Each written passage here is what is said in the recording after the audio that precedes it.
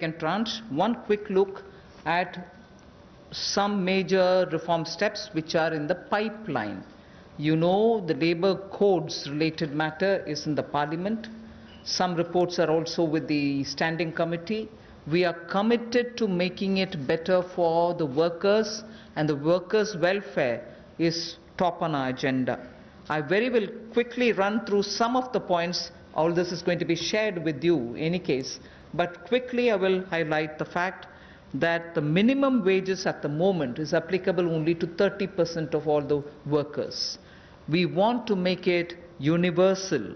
We want to give that right to minimum wage universally to all workers. So that is one of the major things we are working towards, and as you know, it's all discussed in the parliament. It is getting, work is done in the parliament, it is happening there, but I'm giving you some of the highlights. Second is also the regional disparity in minimum wage which exists.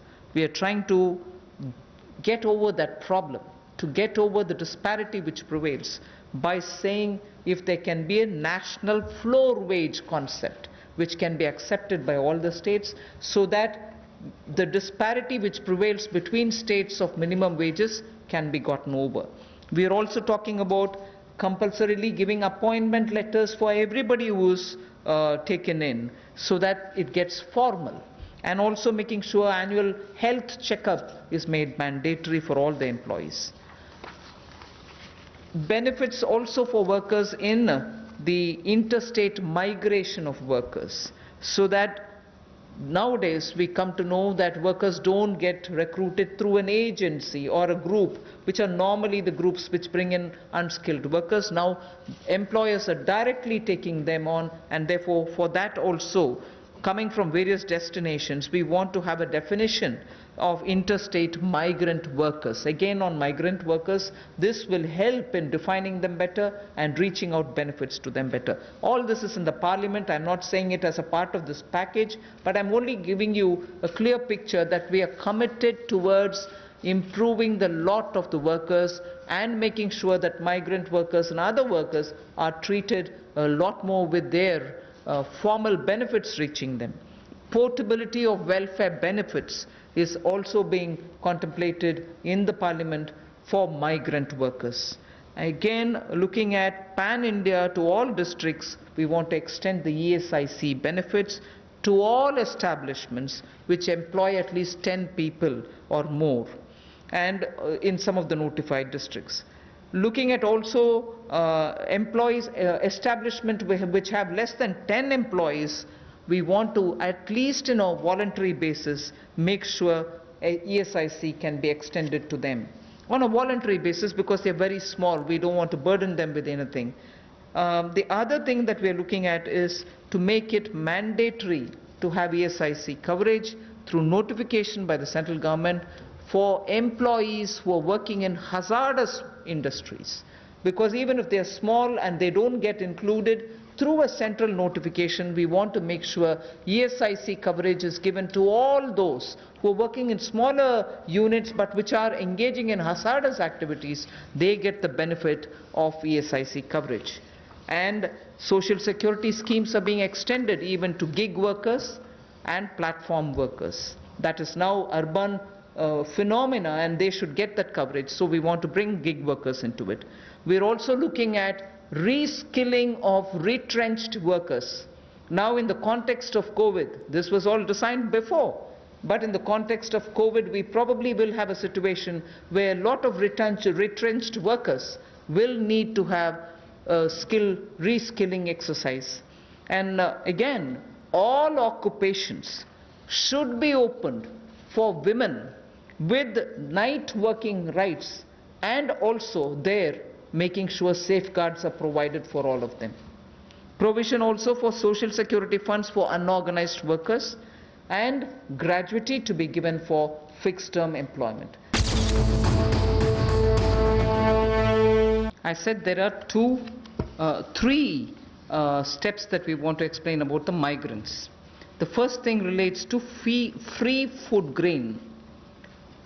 Free food grain supply to all migrants for the next 2 months. How is this?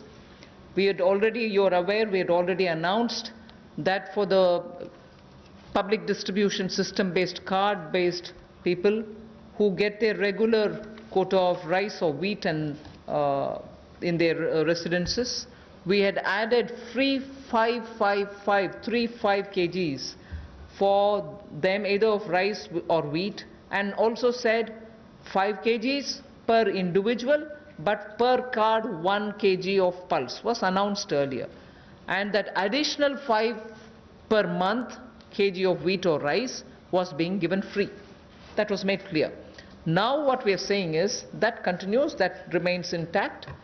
But for those who are non-card holders, meaning they are neither under the National Food Security Act, nor are they holders of any state level cards, for them they shall be given 5 kgs per person of wheat or rice, or 1 kg of chana, so that is for per family. And if the person is remaining without card, he can also get it. We are engaging with the state governments to make sure that they know where these migrants are, they can approach them and give them, because most of these migrants who have no cards are staying in those camps which are being run either by the government or by the NGOs, and therefore, based on a rough assessment which has been given to us by all the state governments, we think there are about 8 crore migrants for whom benefit will reach through this free food grain supply. The central government will take the cost and they will not be charged. 3,500 crores will be spent on this intervention within the next 2 months. So I know migrants are also moving out, either they are going back, very few are coming back.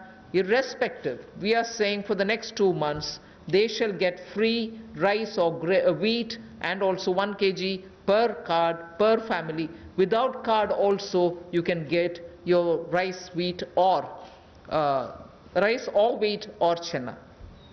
So this will reach through the state governments. State governments will be implementing agencies. They will identify the migrants. They will take care of the full distribution and they will provide the details. The initial assessment is what I've told you. The numbers may change depending on how the state governments are going to.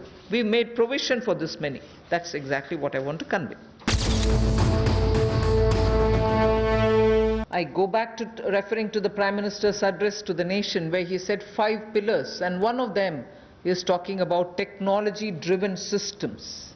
This is one classic example for that, where in order to benefit migrant workers, we are coming up with a national portability of the cards, which is public distribution ration cards can be used in any ration card, any ration shop in any part of the country as you move along. So if there is a ration card holder, today he is in Bihar or Karnataka, tomorrow he moves to Rajasthan, he can take his food ration from any ration shop in that state. So national portability, which is now being defined as one nation, one ration card.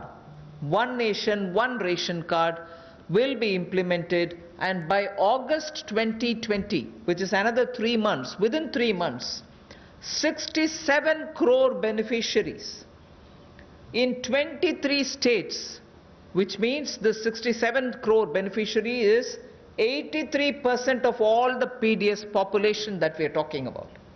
83% of all the PDS population will get covered by this one nation, one ration card.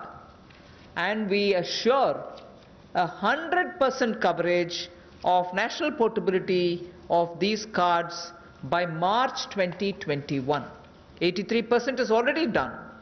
So all the states and union territories will complete full FPS automation by March 2021.